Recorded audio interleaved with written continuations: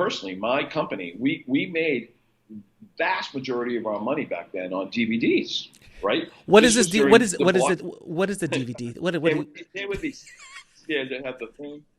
But anyway, coasters? They look but like coasters. Yeah, got it. yeah, yeah, that's what they are now. That's what we use them for now. But anyway, yeah, that was in the DVD days, right? When as a distributor or a sales company, we had these really exorbitant hard costs, right? Because we're going to bring a film out to market and it's going to go to like Walmart and all these places, but mostly in those days to Blockbuster and all of those thousands and thousands of other chain, Hollywood rent to, Video, West Coast Video, yeah, all those guys. Yeah. so there was the hard cost associated with that we had to cover, or the distributor had to cover. And it was expensive because now you had to print every one of those things. Then you had to package it. Now you had the artwork, you had the plastic, and then you had the shipping. And what a lot of people don't realize is back then, if we got an order for 20,000 DVDs of our movie to Walmart, in 90 days, if Walmart wanted to, they could charge us back and send back 9,000 of those 10,000 orders, and we'd have already cashed the check. So we'd have to now be on the hook for all those DVDs that they rejected that never got sold. So that was a huge problem. So what was interesting about Netflix is, at the time, remember, they were delivering the DVD to your home. Mm-hmm. And so it was great because you still got that disc, but you didn't have to go anywhere to go get it. And from a distribution standpoint, from our standpoint, we were covering maybe the mailing costs of it because they came in the little sleeve, right?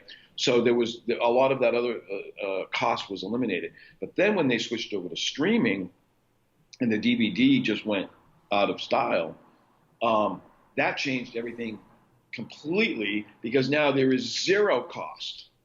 There's nothing. Zero hard cost. There's nothing to charge back.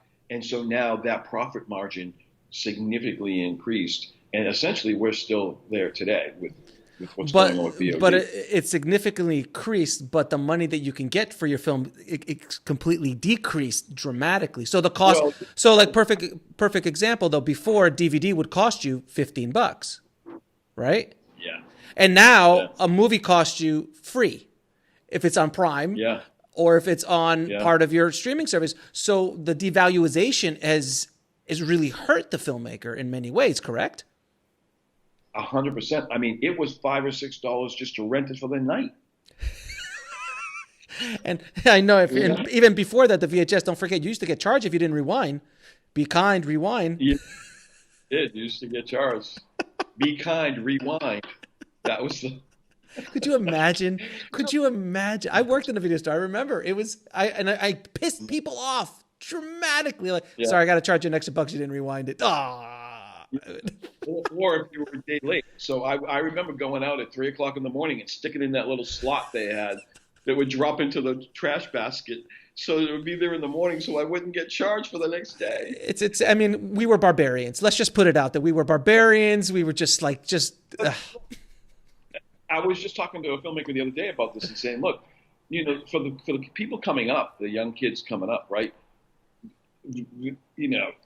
Today is like such a different conversation. I mean, when I started, somebody asked me about the origins of P&A. Like, why do they call it P&A?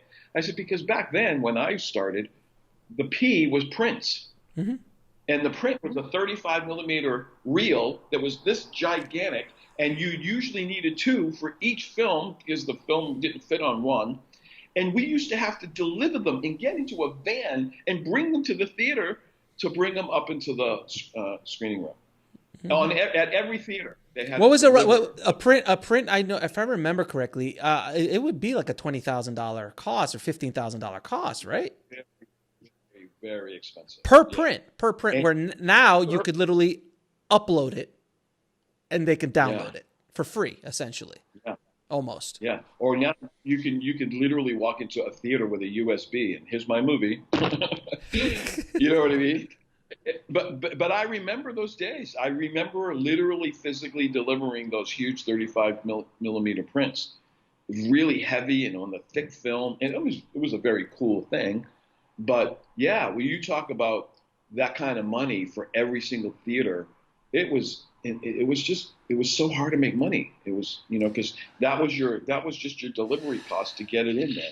That was the cost. That was you have to look at the ROI. I'm like, how many asses and seats could I get to recoup this cost? And then the theater was taking 50%, and there was this. I mean, like, so it took a lot. That's why you had to pump a lot of money into advertising, and to make that money back. That's when like when home video showed up. Of course, the whole industry was scared to death, but then they figured out, wait a minute, we can make some money here, and all of a sudden it changed. But then it's been slowly, you've been seeing it from the days of 35 millimeter print all the way now to zero cost, but also really hard to generate revenue coming in from those channels unless you're creative. It's a very interesting journey that we've gone upon.